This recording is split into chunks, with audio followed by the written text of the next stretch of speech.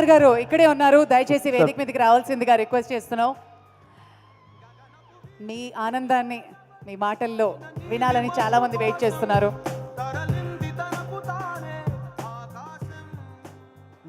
మనకి చంద్రబాబు నాయుడు గారు జైలుకి వెళ్ళిన పవన్ కళ్యాణ్ గారు, మీరు ఏదన్నా ఉంటే వ్యక్తిగతంగా నన్ను చూడండి, సినిమా ఇండస్ట్రీ జోలికి రావద్దు అన్నా కూడా సినిమా ఇండస్ట్రీ స్పందించలేదనే ఫీలింగ్స్ ఉండేవి.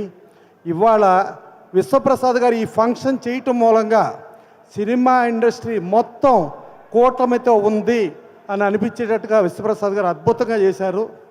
సో ఆయన చేయటం చాలా బాగుంది.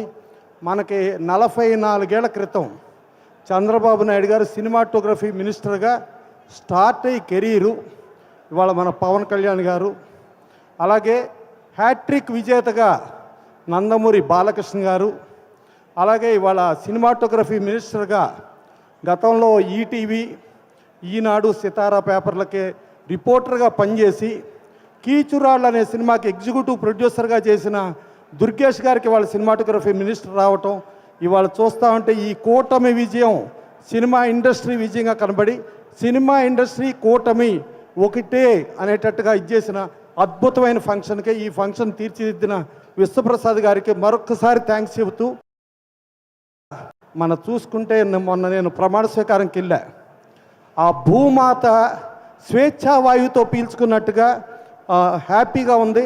ఈవెన్ ఆ మొలకలు కూడా ఒక స్వేచ్ఛ వచ్చినట్టుగా ఫీల్ అవుతుంది.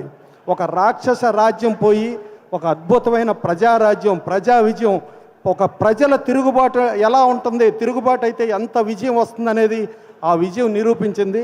డెఫినెట్గా సినిమా ఇండస్ట్రీ కూటమి ఒకటే. విశ్వప్రసాద్ గారు మీరు చేసిన దానికి మరొకసారి థ్యాంక్స్ చెప్తూ సెలవు తీసుకున్నాను. థ్యాంక్ యూ ప్రసన్న కుమార్ గారు. Thank you so much sir.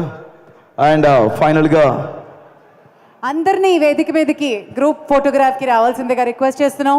Racha Ravi గారు ప్లీజ్ వెల్కమ్, మంగ్లీ గారు అండ్